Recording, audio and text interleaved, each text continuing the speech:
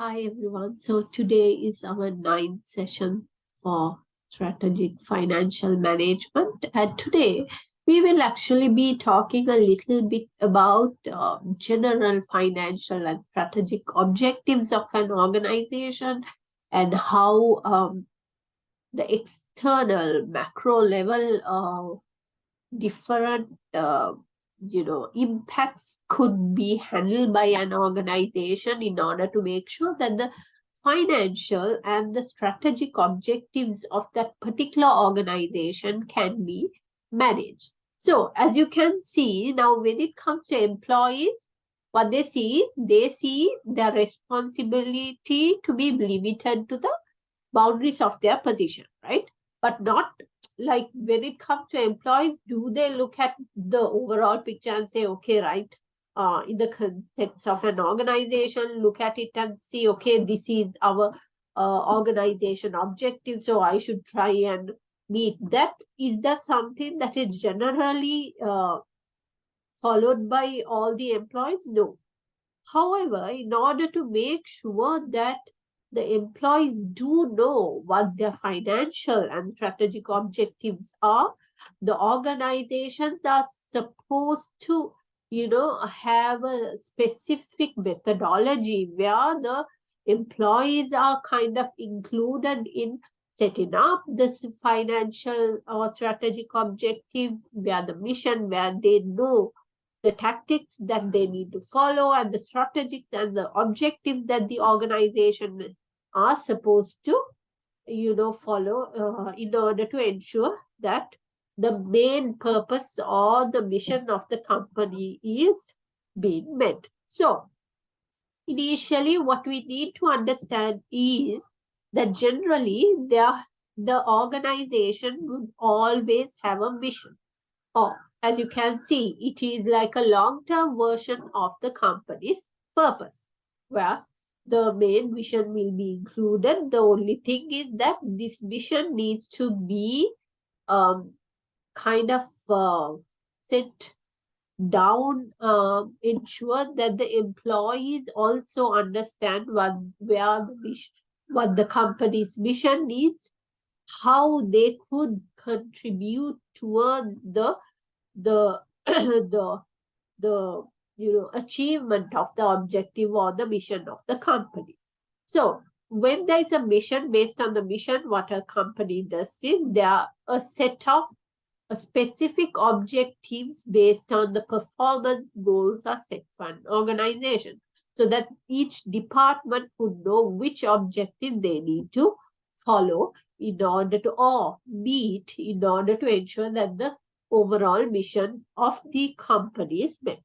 So based on these objective, strategies are kind of prepared, where specific plans for achieving mission and objectives are kind of set in.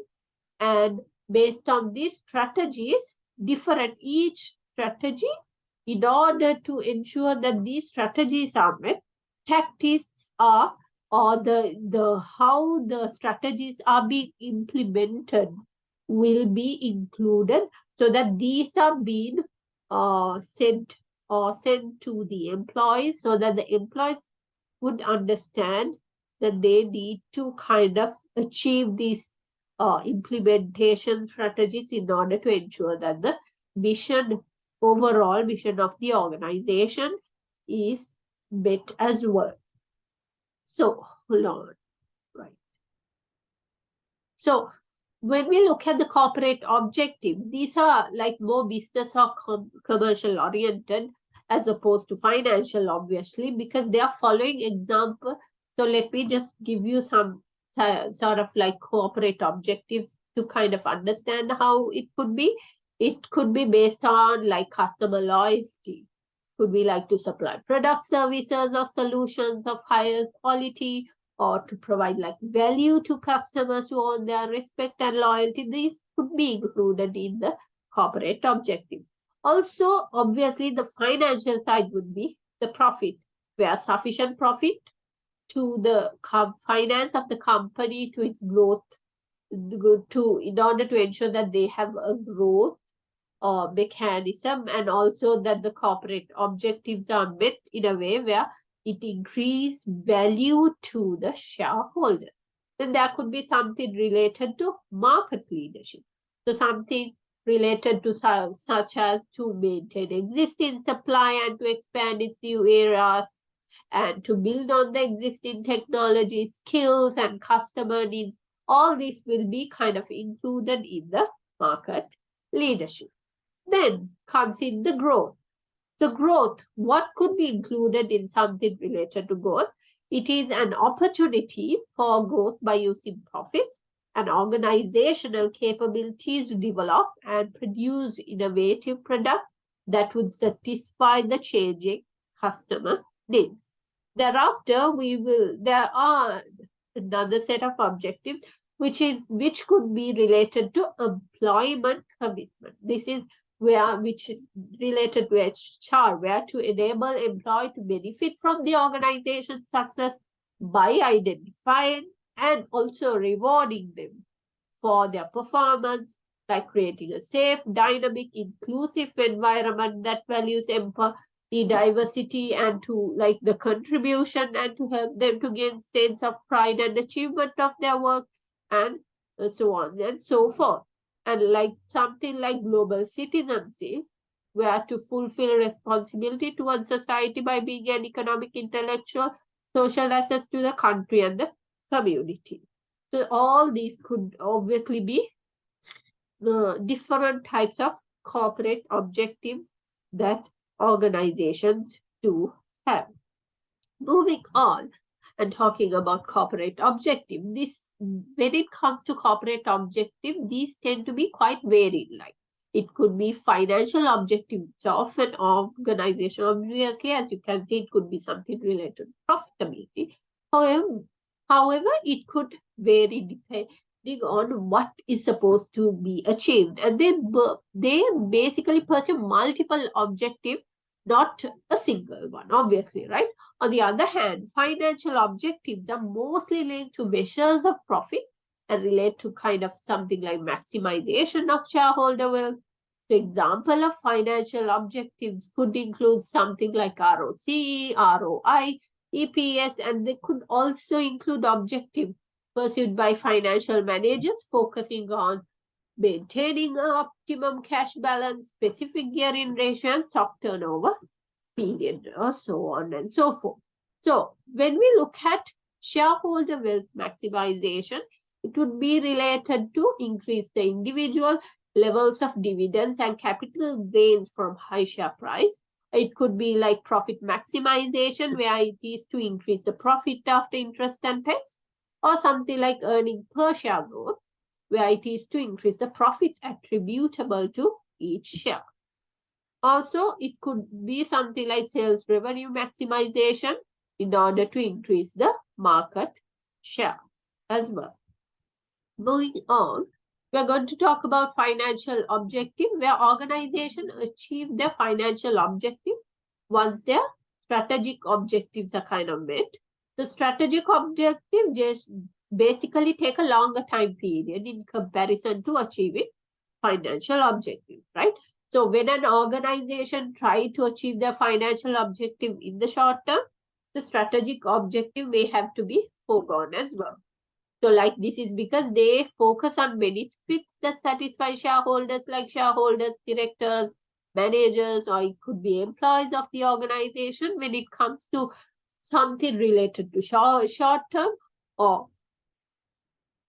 an organization basically could have like a risk in long run, which is not achieving in this particular strategic objective. So by not achieving this position in the market and creating like something like a competitive end because of focusing on short-term financial objective, this organization could have a risk of not achieving its long-run strategic objective. So basically the short-term objectives have to be met in order to ensure that the long-term objectives are met, right? So basically now we were talking about financial and strategic objectives. So in order to achieve financial and strategic objectives, an organization also needs to kind of handle all its stakeholders, right? So we've talked before, there are different types of stakeholders in an organization. It could be employees. We were talking about employees. Or it could be something like shareholders. Who are the shareholders? They're the owners of the company. Or it could even be something like the government of that particular the country, who are the ones who will be in charge of the government of the company. Or it could even be something like shareholders such as let's say it could be like even banks. Banks could be part of stakeholders, or it could be peer groups or pressure groups who would probably like environmentalists or different types of pressure groups or social activists who might affect the organization and its like operation. So in order to ensure that these strategic objectives are met, organization also need to try and understand the macro level stakeholders and how the macro level works in, like, to try and understand how the organization setup is, the situation of the industry is. Without the knowledge of those, the organization will not be able to achieve their objectives, or especially when it comes to financial objectives, because all these other things would affect the organization and the organization's objective achievement or ensuring the mission of the organization. So what we would do now is we are going to try and see how the macro environment, what is included in macro environment, and also try and see how generally how a company is able to assess the macro environment. Like, obviously we know there are different types of macro environment. However, just knowing that there are different types of macro environment, is that sufficient for an organization? No. The organization need to understand how these different type of influencers would affect the organization's profitability and organization's even achievement of financial or strategic object. So looking at the macro environment, there are different types of methods that are used when it comes to assessment of macro environment. So first we will be talking about PESTEL. So PESTEL is something that is generally used to environment assessment. However, now recently there is something, the framework is being changed a little bit, where the word PESTILE framework is kind of used, where a new. So before it was like just basically around 5 types of influencers which are used in PESTEL. There's an extra I, which includes international relations as well when it comes to macro environmental assessment. So I'm just going to talk about this PESTILE framework in macro environment, so that you also get a good understanding about it. So as you can see, PESTILE framework basically categorizes environmental influences into 6 main types. So the P stands for political, E stands for economical, S stands for social, T stands for technological, and I stands for the new thing that I talked about is international. Then E stands for environmental, and L stands for legal. So we will be trying to see how this will affect an organization. So what I have here is I do have a sort of a small summary actually. So I just hope you can properly see. Yeah. So basically, as you can see here, let me just Only somewhere else. Yeah. Excuse me. Sorry about this. So basically, as you can see here, so macro environmental in this I have the PESTEL framework actually, and all everything related to it, and I will also include INA, kind of explain to you how we could include PESTILE in an organization context, and how that will be used as well. So when we're talking about macro environmental influences and PESTEL framework, as you can see, the first thing, as you can see in this slide, you can see that there's the organization, and these specific factors are basically affecting the organization and influences the organization. Now let's look at political factors. So there are, different types of political factors. When an organization goes to any country, or even if they're in the host country, political factors will obviously affect the organization and how the organization moves on with the country, especially when it comes to government stability. Now, it's very important to check on the government stability of that particular country, because if there's no government stability, obviously there will be issues for the organization. So one of the political factors which will affect the organization is government stability. Thereafter, we will be talking about taxation policy. So different taxation policy. Now, if we say this is an organization which imports certain products, and if there is a taxation policy which is introduced by the organization which says, okay, right, certain products cannot be imported, if there are restrictions in importation, or if there is a big taxation policy where there is a high amount of tax that is being included for the particular importation, then obviously it will affect the organization, right? Because it will affect the organization finances as well. So now foreign trade regulation is another thing, because when it comes to some countries, there are certain regulations which says, okay, right, you cannot like, see, if let's say this is an organization which goes from the home country, goes to a host country and earns profit, there could be regulations which would say, okay, right, you cannot send in this there could be regulation setting up saying there is a limit in which you can have foreign trade. I mean, how much you can send back to your home country. So based on these foreign trade regulations, obviously the organization is affected.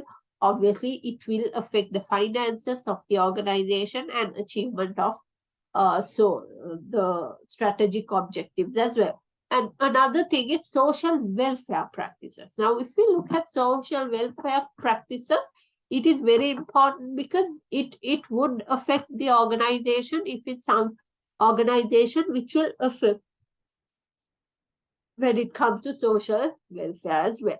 Now, the next set of factors that need to be considered here is the economic factors. As you can see, I have included a few economic factors which I will be talking to you about, so that you can get a better understanding about how these will affect the organization, as you can see here. Hold on. So as you can see, economic factors, the business cycles, there could be different business cycles, right? The business could be at a maturity level, or it could be where the like the business is growing. So different economic factors such as business cycle will obviously affect the organization based on how the economy is. and the other is the gross national product trends. So GNP, if they are like, it will be very important for the organization to look at the trend, whether it's like an increasing trend or reducing trend over the years, which will affect the organization. And also another thing is the interest rate. So interest rates, how do we say the interest rate increases? So if there is an increase in interest rate over the years, how it increases, how it decreases, or the trend will obviously affect the organization based on the operations of the organization and what are the activities that the organization do. And another thing that will obviously affect the economic factor is the money supply. So whether the money supply of the country is at a good level, and also things like unemployment will affect the organization, because if there is high unemployment, obviously there should this could kind of affect the organization in certain sense.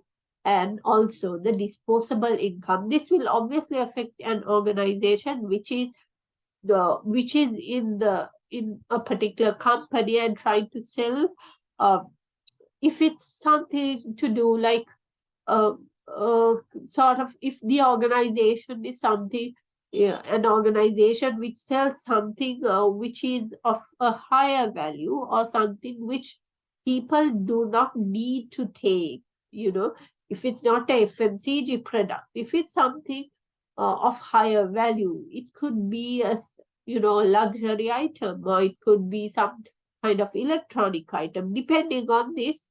So based on the disposable income, it could affect the organization, because obviously there could be less sales for the organization based on it. So it's very important for the company to check on their economic factors and try and do a pestle or pestile analysis to kind of understand, okay, right, whether the situation of the particular economy is good to enter. So basically, when a company tries to enter a new let's say a new host country or something of that sort, generally a pestile or five forces, those are things that are being done.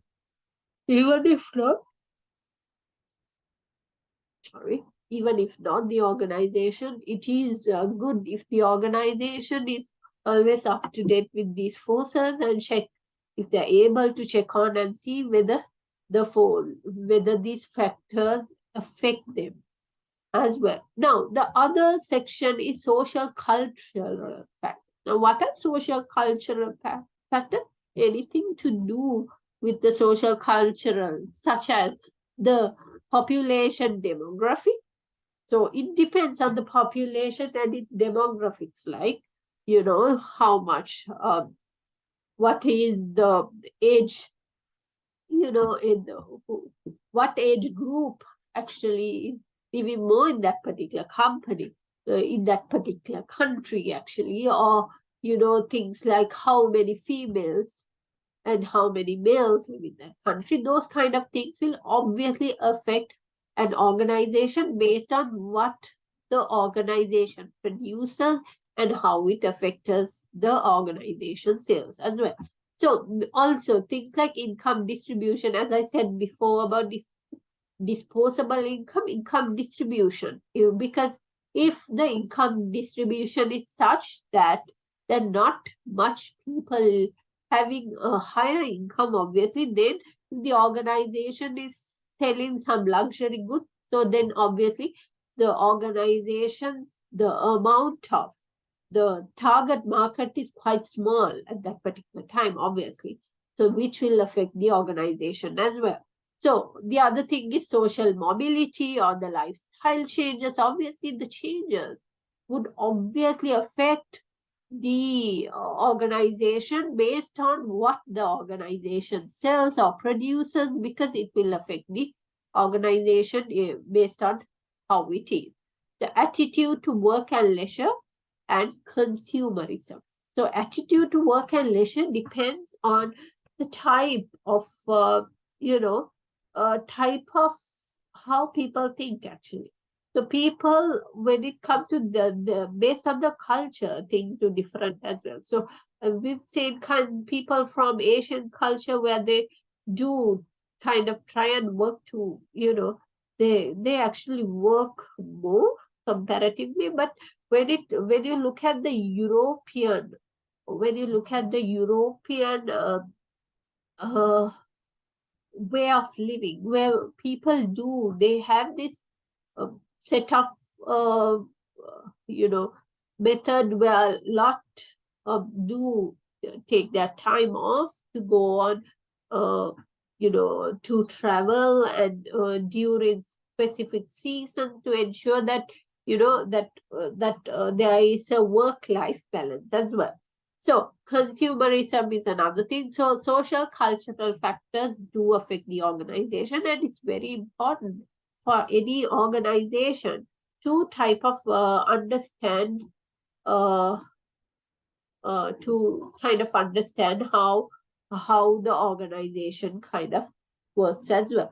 Thereafter, we will be talking about technological factors. So if we look at technological factor, we also need to look into things like government spending on research. So when it comes to technology, obviously we need to kind of invest in R&D, right? So sometimes some of the R&D investment comes from the government. So it would obviously affect the organization, especially if it's like a IT related or technology related organization. Obviously, it will affect them as well. So government and industry focus on technological effort, on new discoveries or development. All these will obviously affect the technological factors and technology as well. So the new discoveries, development, speed of technology and transfer. Obviously, so if the technological factors are considered, obviously the speed of technology or the transfer will be very important when it comes to the organization. If the rate of obsolescence or how it gets outdated would also will be affecting an organization when it comes to the macro environment. So thereafter, we are going to talk about the environmental factors, as you can see. So environmental factors, there are obviously lots of environment protection law, climate change. So this is, a section which has been, given a lot of priority and importance because of the climate change. Obviously, the waste disposal, energy consumption, all these are very important sections.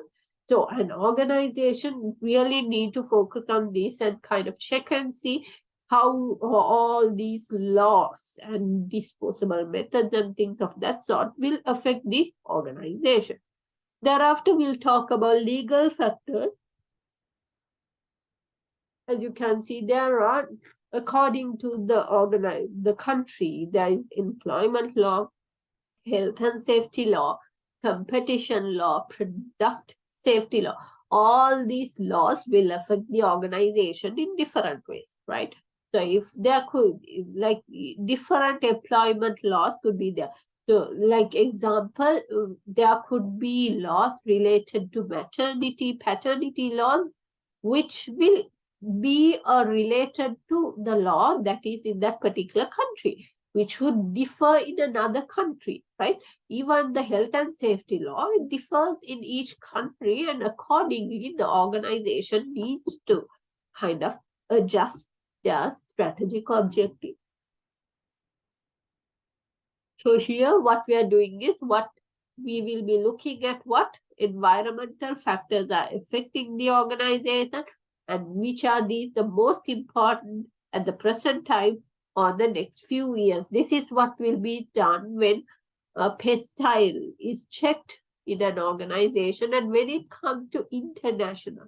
So something that is not included here, and I said that I will be talking about international. Example, international is something like a sort of global kind of a scenario which will affect another country, even though it is not part of the country situation. Example, currently there is a Russian and Ukraine war during this time. So even though the war is between Russia and Ukraine, all the countries in the earth is getting affected because of the issue with the crude oil, gas issues. Because of all these, obviously there is limited stock. So all the countries, even though they are not involved in the war, still it affects the countries and the people, because of that, because of the shortages. Obviously there will be the crude oil prices will go up. When the prices go up, obviously with that the price of goods and services will go up. When it goes up, obviously due to this particular international situation, obviously it had the organization, people are affected from it. So organizations are also affected from it.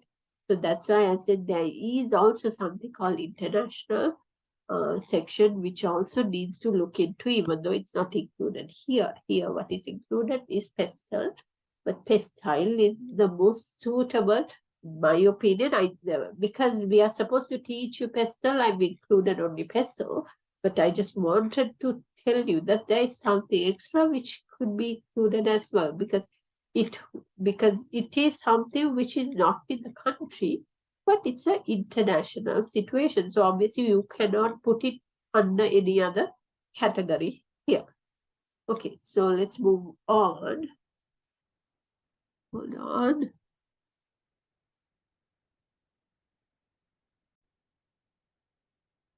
Hold on. Okay, so now we will be talking about industry competition analysis on the Porter's 5 forces analysis. So this is also an analysis or model that can be used to kind of understand how the competition or the forces of the industry work. So PESTEL kind of included shows the different types of forces or different types of affecting, sections of, like, areas in the, which is in the macro environment.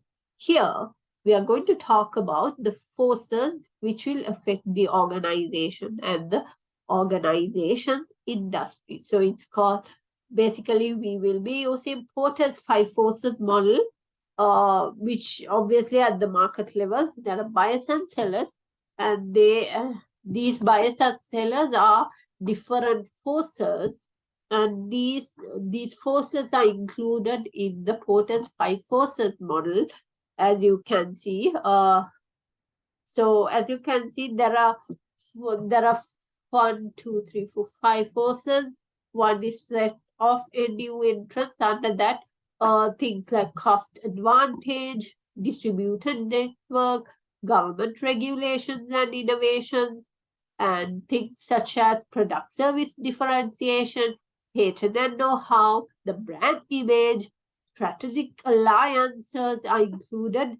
And then there are also like something like threat of new entrants and threat of substitutes, where it could include things such as technological innovation, performance characteristic of substitutes, price differences and consumer taste, and also things like when it comes to the industry, obviously there could be industry rivalry, which includes the concentration of companies, range of competitors, company capacity utilization, costs and economics of scale, and global dimension. And when we look at the supply of powers, what is it? This is basically the factors who are similar to those shown in the buyer power section. Sorry, I should have told about the buyer power first. So buyer power includes the product cost, the product differentiation, and competition and concentration of companies, the switching cost, obviously, of switching to different buyers, and then the information and regarding the suppliers, how much information does the people have when it comes to suppliers, okay, so that the buyers are able to switch or buy from a different supply or industrial or customer buyers. So if it's a consumer buyer, obviously they obviously have this, they are able to kind of switch quickly. However, when it's an industrial buyer, obviously they will not be switching very frequently. So that also affects the buy power.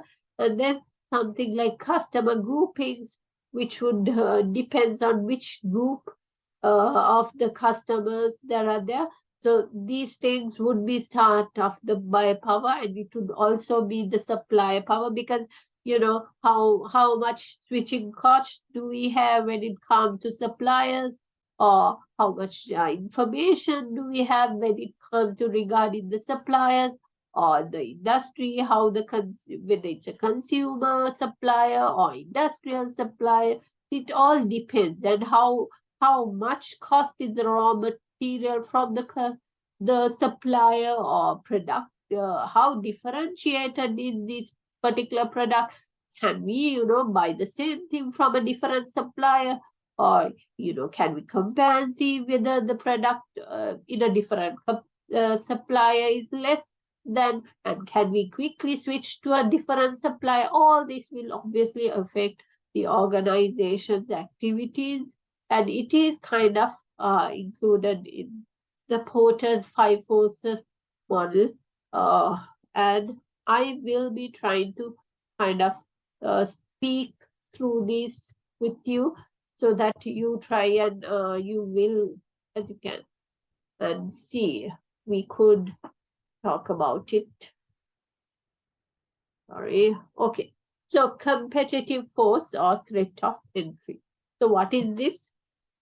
So threat of entry is, who can a person quickly enter into this industry? That is what it meant. So seriousness of the threat basically depends on 2 things. One is the barrier to the entry. Like if a new entrant can enter, can a new entrant quickly enter or not? Is there any barriers? So that is one of the things that needs to be considered. And then the reaction of the existing firm. Like if, let's example, if a new entrant enters, see how they can how will the people in, like the companies in the industry would react. This cannot be judged, and the expected reaction could be used and as an entry barrier as well. That we need to understand, because reaction is something that cannot be judged beforehand. However, the expectation is what will be looked upon here. So this will obviously depend. So these barriers to entry and reaction by the existing firms will obviously affect the seriousness of the threat. And then, so when we are talking about barriers to entry, there are specific factors which could be based on existing company, which will affect an organization. One is the economies of scale. So what is economies of scale? This is basically when an organization has, when they keep on producing the same standard product, where the company gets this advantage of producing the same product to a less cost. That is called economies of scale. And product differentiation. So is this product, does it have a differentiation? Is it a standardized kind of product or adapted product? It depends. This will have a different kind of barrier. And capital requirements. Obviously, when it comes to an organization which is entering, something like capital requirement, where the organization needs to, pay a certain amount or investment in order to, start up this company in that industry. If there is a high amount, obviously, it will be a barrier to entry. Then it also depends on the switching cost. Example, if an organization comes into the comes into the the organization does come into that particular industry, can it switch quickly to a different industry, or does it have to kind of move on with the industry itself? So that will have the switching. And when you're switching, is there a cost involved where you have to pay some amount? So all this will depend. It would stay as a barrier to entry. Access to distribution channel, that's another main thing, because if you don't have proper access to distribution channels, obviously a new company cannot survive in that particular industry. So an organization needs to look whether they have access. If there is no access, obviously it will be a barrier to entry. It could be government policy as well. There's certain situation, governments will have certain restriction as a policy which will affect the organization, and it will stay as a government yeah, policy. It could be experience. Obviously, the experience could be a barrier to entry as well, because a new company does not have that experience to kind of produce the way it is supposed to be produced. The customer supply loyalty. This is very important. And if there is good customer supply loyalty, then a new company will find it very difficult to kind of move on, to this particular industry and, capture more sales or customers, right? So this, if there's good customer loyalty or supply loyalty, then it will be a barrier to entry. Also, expected retaliation. Obviously, retaliation, as I said, the reaction, retaliation, where, if the companies, if the industry is able to reduce their cost as much as possible, even, and kind of ensure that the organization is unable to survive in the industry, then obviously that will be an entry barrier as well. Moving on. Hold on. Yeah. So now we will be talking about competitive force, or the supplier force. So here what we look into is whether a supply group is kind of powerful or not. So basically a supply group will be powerful if, let's say, if it dominated by a few companies and is more concentrated than industry itself too, like concentration of suppliers. Obviously, if there's only a few companies, obviously the supplier obviously has better power, or there is high bargaining power of supplier. Or also, if the product is kind of unique and or kind of differentiated or has build up of switching cost, then obviously the supply will be powerful, because obviously the company cannot find another supplier quickly because the switching costs are high. And also, if it is a unique product, you won't be able to get this particular unique product from another supplier. There are also substitutes are not readily available. Like example, when it comes to oil, so suppliers are obviously powerful when there is no substitutes available. Obviously, I mean, you cannot find oil suppliers somewhere if it is a monopoly and there is not available. Obviously, things like oil, the supplier is obviously powerful. That is obviously the situation these days, right? Where the when the Russian oil supply is reduced, obviously there's a lot of needs for oil, and there are only a few suppliers who needs to pay, who needs to provide this the oil for the whole world, and which has become an issue at the moment. And obviously there is no there is substitute, but readily available substitutes are not there. So also things such as it poses a threat of integrating forward into industry's business. Now, when we look at if the supplier is very powerful, if the supplier is able to integrate forward into industry business by buying another person in the industry, then obviously the supplier is obviously powerful. So that by forward integration, obviously. And then industry is not an important customer of supplier group. If let's say like if in the industry is not important, right?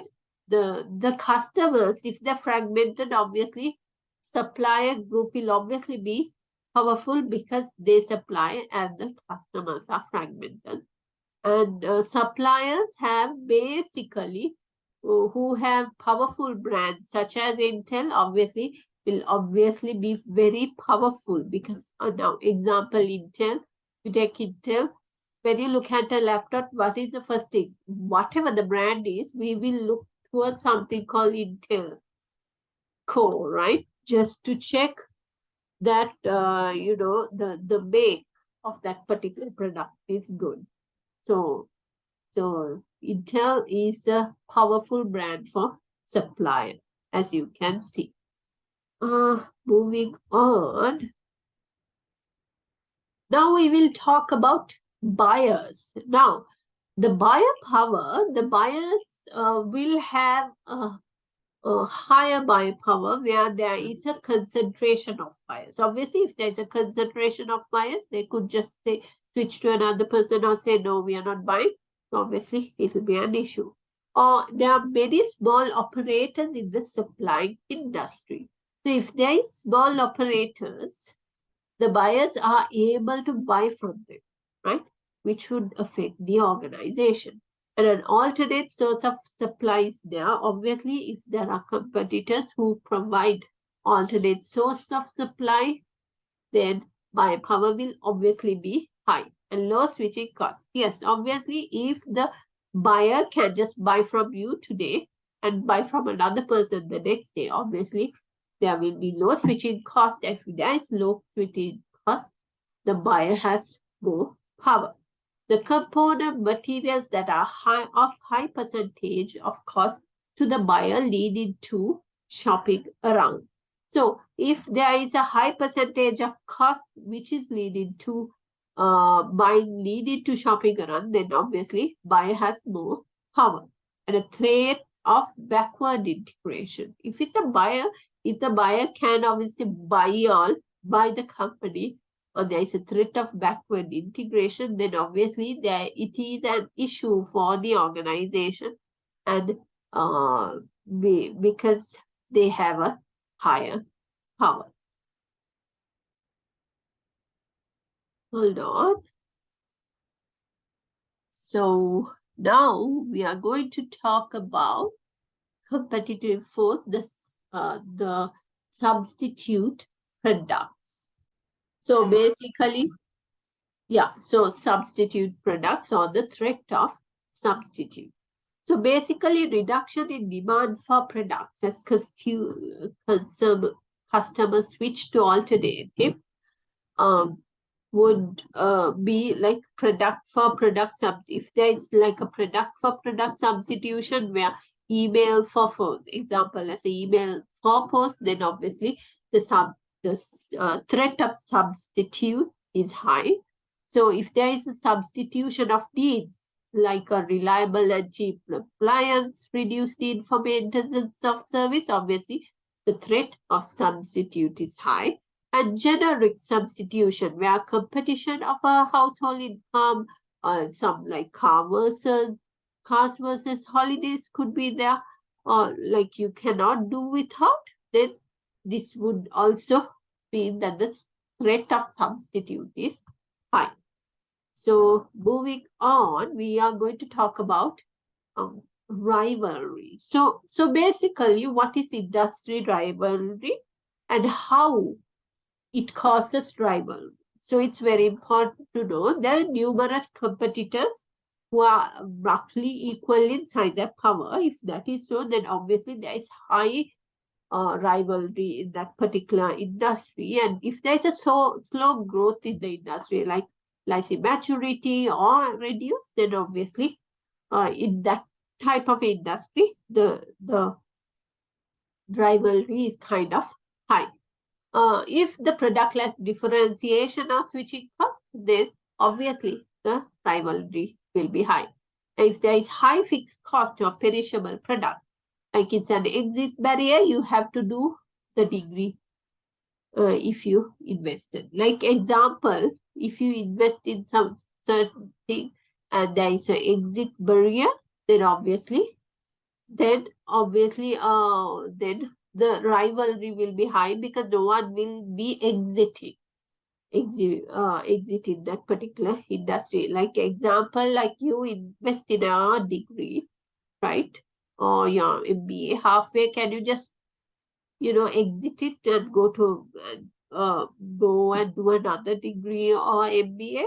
I mean, you have invested already on it, so you will try and finish it. So that's like a small example.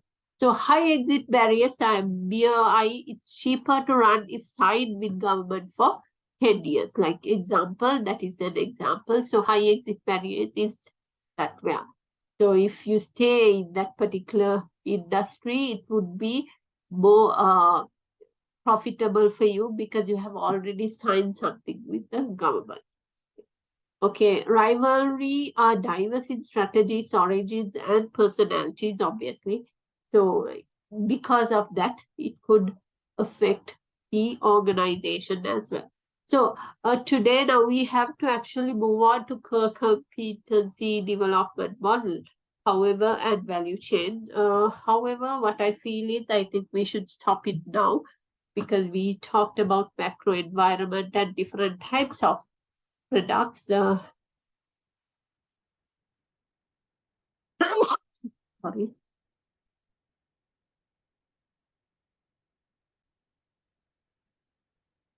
So as you can see, first today we were talking about financial and strategic objectives, and we were talking about different objectives.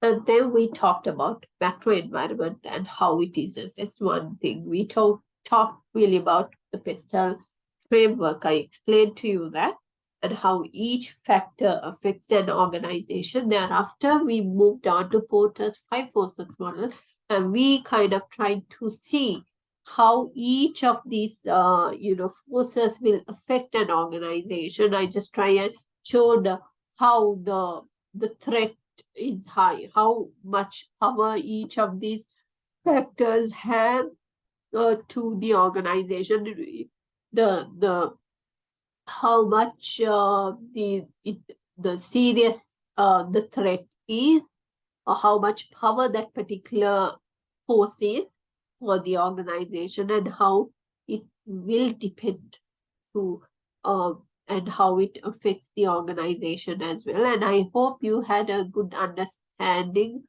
about whatever I explained to you. This is our 9th session, so obviously we'll be covering the last few sessions next week, hopefully.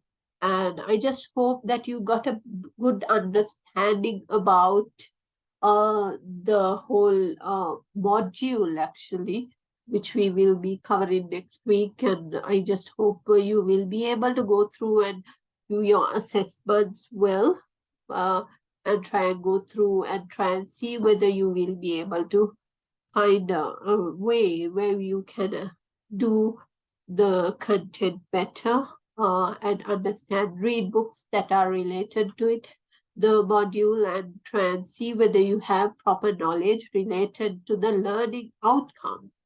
And I hope you understood what I taught today, and hopefully we will be covering the last bit of this particular module next week. And hope you understood. I'm very sorry if anything was unclear because of how I sound. Thank you everyone for listening to me, and have a nice week. See you next week. See you. Bye.